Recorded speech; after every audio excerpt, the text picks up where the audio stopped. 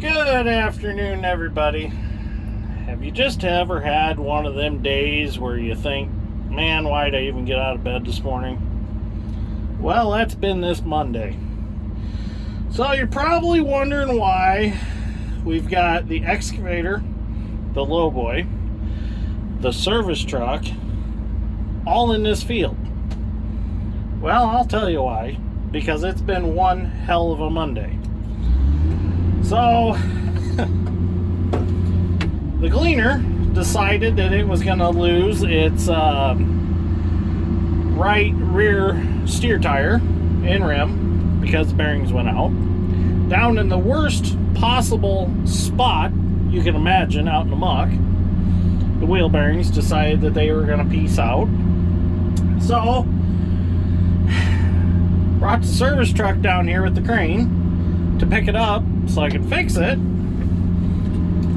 Dad's strength and I got it picked up, and we made record time on changing wheel bearings on that. I mean, we drove them apart, put them back together, packed the bearings, had it together in 15 minutes. I mean, it was like a NASCAR pit stop. Couldn't ask for a better situation. Well, the problem was by the time I got that done, the service truck, since it's out in the muck, the service truck was completely bottomed out because it had sank. And then my tool truck had sat there, and Dad's strength had drove it out there, so we had tools. And it was also stuck. So we had to get those all unstuck. Well, in the meantime, Dad's still picking corn. Oops.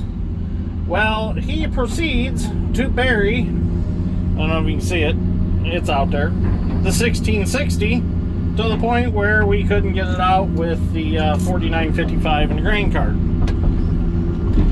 So we tried pulling on it with our my rope that I carry with us, which I did find out that rope is a 45,000 pound braking strength rope. Well, the fatal flaw was we used the kinetic energy rope with another 20-foot flat strap like we did the other day. Well, the flat strap broke. And when the flat strap broke, the rope went flying back. It hit the straw spreader so hard on the back of the 1660 that it busted off a hydraulic line, because the hydraulic spreader is run by hydraulic. And it also cut the hell out of my rope. So my ropes jumped, so I had to end up ordering me another rope because I'm going to miss that thing. So went ahead and ordered another one, which are only 75 bucks off Amazon. It's not like they're too expensive. So Dad's strength and I ran home. Let me slide myself around here. Dad's strength and I ran home, got the excavator, semi lowboy, and one of the big blue ropes. So the big blue ropes, they are rated for 75,000 pound braking strength. So if it don't come with you, it comes out in pieces with you. So we're going to go ahead. And the nice thing about using an excavator is I don't have to jerk with it like we do with the tractor, because it's got plenty of ass and it'll stay put, that I can usually pull with the stick and utilize the breakout force to pull a piece of equipment out. So actually I don't even have to pull it all with the tracks or anything. I can just reach out, pull, and grab, which you've seen me do with the sprayer when we had the sprayer stuck. I gently pulled on it, I didn't jerk on it, so I didn't destroy anything. So anyways, I hope I'm not being too chatty like our one viewer said that I was, and told me that I need to shut my effing mouth because I'm too chatty in my videos. I'll admit, I really laughed at that comment. I thought that comment was really funny, but I appreciate if we didn't use the F word, because we do have little viewers that watch and they do read the comments. So I'd appreciate if we could keep the language to a little PG-13. So I'm sure y'all can understand that, which almost all of my subscribers are very, very, very well-mannered in the comments. So I really appreciate that. I can back up some, sorry. It was a little too close, wasn't paying attention. So anyways, let's get him rigged up. We'll get him pulled out here. It's like a sponge out here.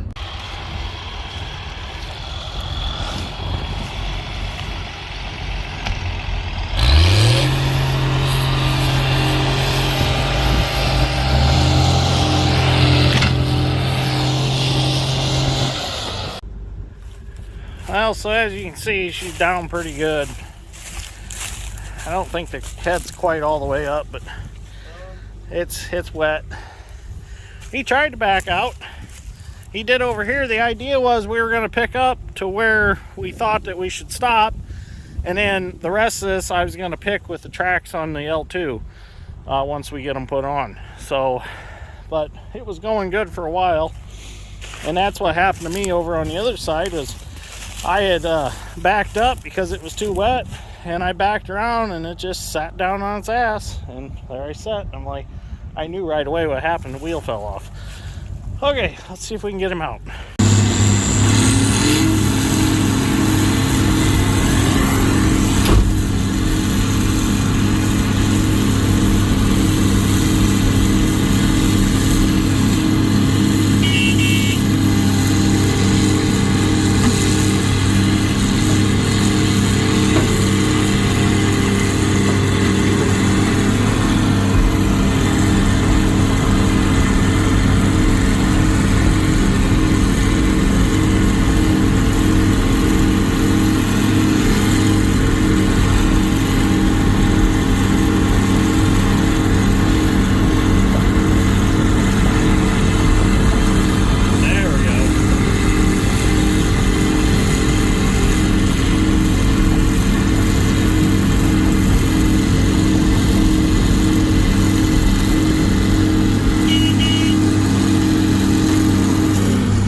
Should be good.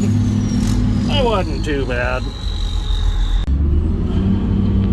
Okay, so he's out. We're good now. Combine's okay, nothing's wrong with it. So a few things I want to go over on the tracks. A lot of you have asked me, how do I plan on moving the combine with the tracks on it? Well, there's two ways to do it. There's actually a trailer that was designed for those tracks. Basically, it's like 2 trays with 3 house trailer axles under them, and you drive it up in those trays, and then you chain the tracks to the tray, and then you let the steer tires of the combine run on the road, and you pull them with a good sized tractor. You just pull it down the road. And the other way that I plan on doing it, if it all works out, is the same lowboy that I just unloaded this hoe off of. We'll haul it on that, which that's a 45-ton Talbert lowboy, and it's an extra wide trailer. So it should be plenty wide to catch the width of the combine, especially with the outriggers out on the trailer. Going from field to field, like let's say this farm here, there's like 3 different fields that are separated with roads. It's not going to hurt to drive it across the road or anything, or just a short distance down the road, especially as light as it is. It's just going to be an extremely rough ride. So but any long distances, it'll be trailered, or I'll build the actual caddy for it, as I think they called it when they first came out with them. So let's see, another question. What was the other question that was asked? I can't remember. I think somebody asked me if I was going to leave them on all the time. I'll probably leave them on all the time on that combine, being as I don't have a lot of money invested in that combine. I'll probably just leave it set up. And some names that have popped up that I thought were pretty clever. I thought about Luke Fieldwalker, and then one of my friends thought about Slam Pig. Thought it'd be a funny name for it. I think Luke Fieldwalker would be kind of cool instead of Luke Skywalker from Star Wars, you know. But I know it's kind of funny that I name my stuff. Like this excavator's named Japanese Muscle. That's its name. So, but I like to name stuff. It's kind of fun, you know. So anyways, let's get back to picking corn. I'm going to go get in a gleaner and see if we can pick a little more today. Well, we're back to picking corn now. At least my wheels are staying on now. I'm going to have to do something different. I don't know what the deal is. This thing is notorious for wheel bearing issues. I don't know if I need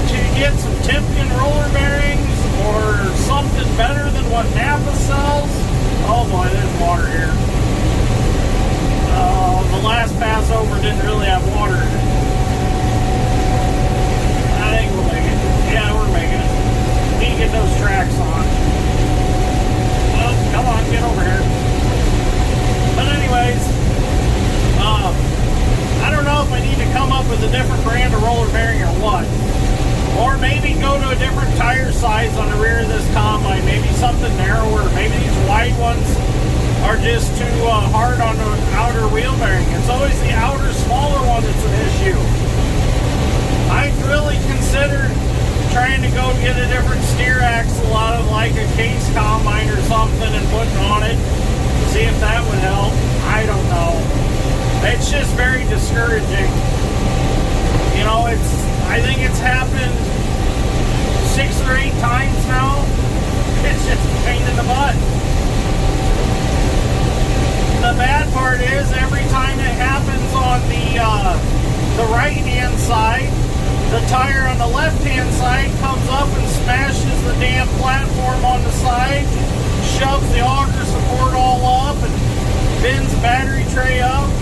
I don't know how many times I've taken the Bobcat and forks and straightened all that back out. Just kind of a bad deal. But luckily this time, the tire fell away and it didn't fall underneath the elevators on the right side. That would have been an absolute disaster. If it was smashed the tailings elevator, clean drain, this combine would have probably been done for a while. But at least Dad's strength and I know how to get her done. Got her thrown back together. I was going to do a video on it. I apologize, I didn't. I really wish I would have. But I didn't have my tripod with me today. And it just didn't work out. And it would have been some really good content. Because it was pretty iffy picking it up with the crane on the service truck, because I literally had to make the truck bottom out to get enough stability to pick it up. I mean, it'd been one of them scenarios that if you could have brought a crane mat with you or something, that would have been great. But I didn't have a crane mat in my back pocket, so it just didn't work out. But we got her. We got her. Got her put back together. I even tried, you would have laughed, I tried to drive it up to the high ground, dragging the ass end on the ground, and that didn't work out so well. It piled up with corn stalks under it, and I spun out. I was just in one of the boots that I just didn't care. I just said to hell with it, drag it, we'll get her up there. But that didn't work out. So anyways, I think we're going to end this episode right here. Got enough excitement on it. Kind of answered a couple questions about the tracks. We are going to get them going here pretty soon. Really wanted to get those on this week. Got a good plan on doing it. I just got to get that other combine and get it home and go over it real well. Dad's strength thought I was going to put him on this combine. He said, oh no, it's going on the new one. He's like, you mean the one that you haven't even taken to the field yet? And picked any corn with? I was like, yep, that one exactly. I said, I got a lot of faith in it, so it better not let me down. Like that Reba McEntire song, Fancy Don't Let Me Down. So, we'll see what happens. So, anyways, we got to the 9,000 subscriber level. I was so excited about that. Thank you, everybody that's joined the channel. Really appreciate it. Let's keep this thing going. The more subscribers, the more it pushes me to have better content. So, like Mike Mulligan and his steam shovel. The more people that come to watch, the faster he dug and the more dirt he moved. So, anyways, thank you for watching. Greatly